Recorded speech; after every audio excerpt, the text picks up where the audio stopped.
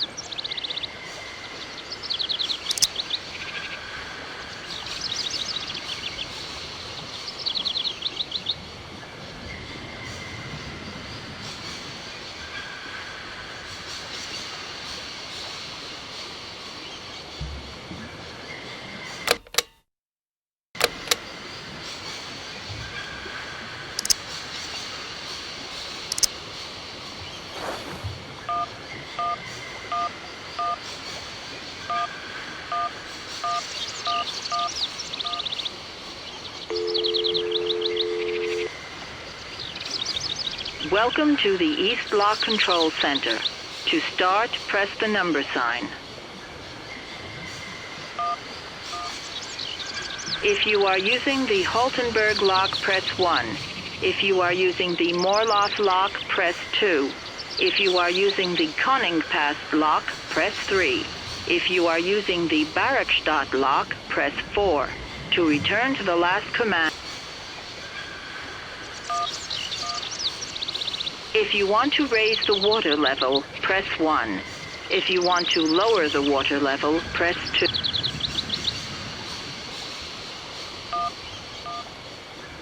You want to lower. To confirm your choice, press star.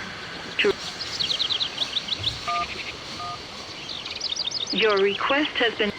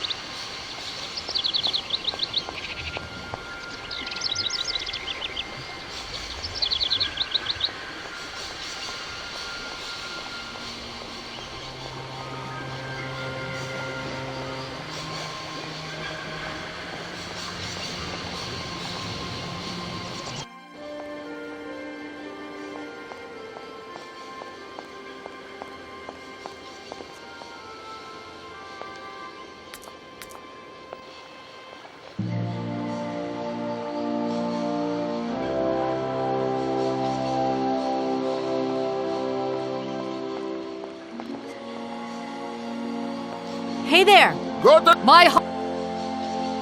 Right, I've got it. I know now how the locks work. So guide your boat into the lock, and I'll take care of the mechanism. Godverdomme. Das ist eine echte Ladies. Anetwa, range alle Dingen and obligados de dame. Ach, set content on the route again. What did your husband say? You, hurry up! We hurry to travel again. Okay. We'll meet each other on the other side. By my train, okay?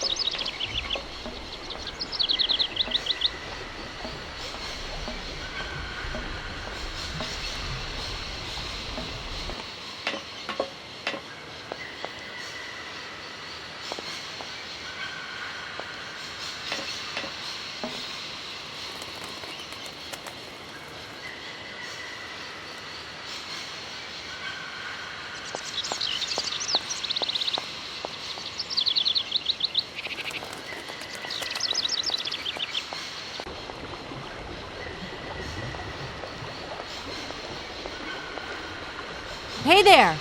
Da! There.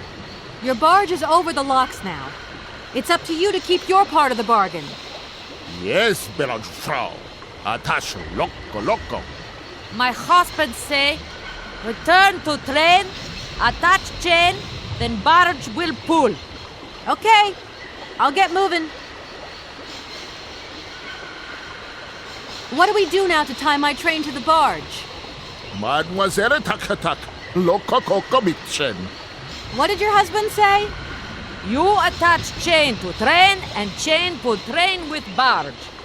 Hop, catch it, sir.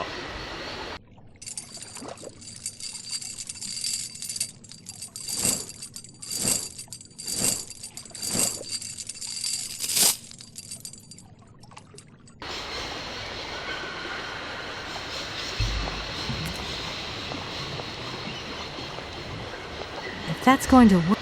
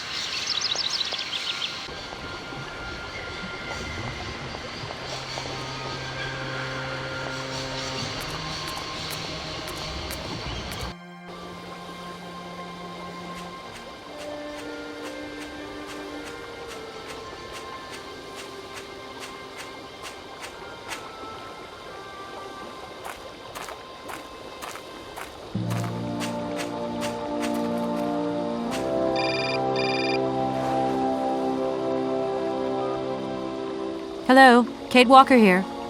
Miss Walker, this is Professor Ponce. I'm about to start my lecture on the Yukon at any moment. Please make haste to come. Okay, I'll give it my best.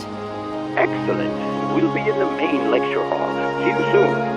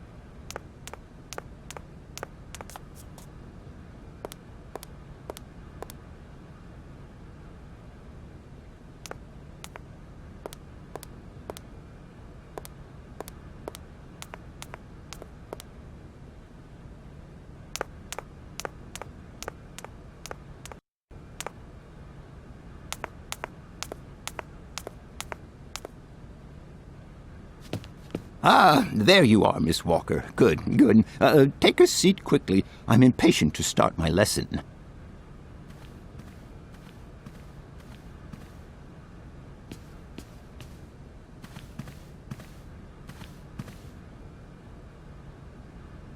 My young friends, a very exciting discovery, unimaginable up until only a few hours ago, has come into my hands and has finally allowed me to complete my study on the mysterious Yukol people.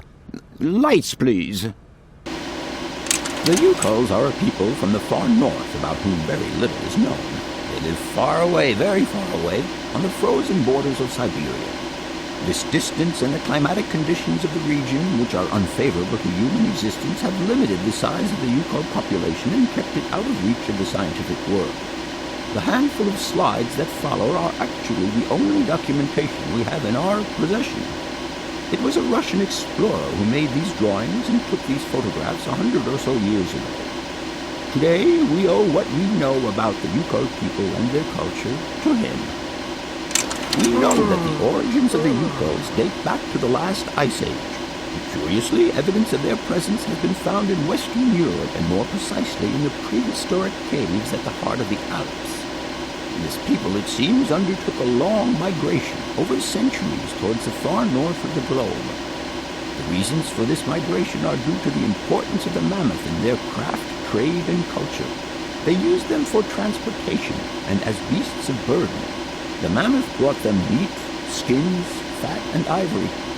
Man and animal lived in symbiosis. There's no doubt about it. Mammoths started to drift away from the region due to changing climatic conditions, and the Yukols followed them to the north, to the edges of Siberia. Prehistoric cave drawings, identified as Yukol in origin, first led me to the extraordinary hypothesis that the Yukols had managed to domesticate the mammoth. They are, to the best of our knowledge, the only prehistoric people to represent a man riding a mammoth. Today, because of this genuine mammoth skin effigy, identified by myself as an authentic Neolithic object, I can confirm this hypothesis. Yukol forebearers managed to tame mammoths. Prehistoric man uses little imagination. He draws what he sees and represents scenes from real life. This familiar day-to-day object is actually a children's toy. As we have seen, Yukol existence was inextricably linked to that of the mammoth. They used its skin for clothing and to make the roofs and walls of their houses. They used the tusks to build the frameworks of their homes, as well as weapons, tools, and jewelry. Curiously, the disappearance of the mammoth 12,000 years ago had no immediate effect on the Yukol's way of life. It seemed that for a long time after, the people maintained their strong bond with the mammoth through the centuries. As incredible as it may seem, the Yukol people have continued right up until the start of this century to feed themselves on mammoth meat and to use the skin for clothing and shelter. Their ivory craftwork industry is still flourishing. It would appear that to preserve ancestral customs, the Yukols learned how to exploit through the centuries the large number of frozen mammoth carcasses that were perfectly preserved in the ice of the Siberian tundra. They have been able to live mainly off this enormous freezer stock for almost 30 centuries. As plausible as this explanation may seem, it seems it is not enough for the scientific community who, I will confess, is greatly perplexed by the question. In the absence of acceptable scientific evidence, we have to make do with Yukol shaman artifacts. The research department that I have the honor to represent today lends no credence to the myths and legends that these tribal charlatans peddle. We have to take their stories at face value, mere tales to while away the long Siberian winter. The legend of the Siberian ice ark is a very good example, and you are invited to find out for yourselves from the pamphlet that I had passed around to you. This legend would have us believe that today, somewhere on a lost island to the north of Siberia, there are living mammoths still in existence, a sort of hangover from the Ice Age. This small herd has been miraculously preserved for more than 120 centuries by the Yukol's tender care. And the island on which the pachyderms are said to live is called Siberia.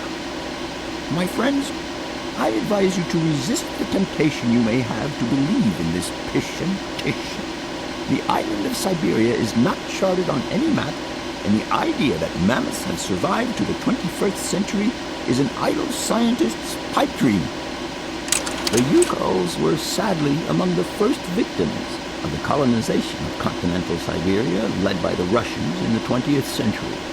The Kolkhoz and Sovkhoz systems, as well as the exploitation, disdain, and humiliation people had to suffer, marked a definitive break in the Yukol's traditional lifestyle. Since the collapse of the communist regime, the Yukol population finds itself confronted with the same political and social upheavals that other Siberian communities are experiencing. There are two consequences to arise from this.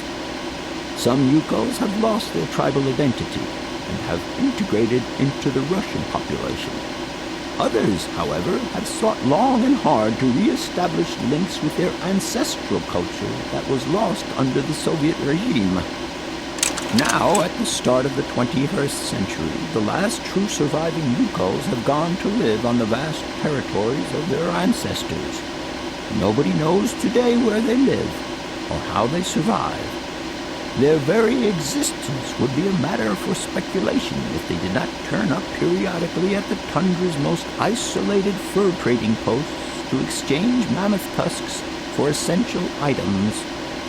There ends my lecture for today. Thank you for being among us today, Miss Walker. Please make your way to the laboratory where you will find your mammoth doll. There are also photocopies of my lectures should you so require them.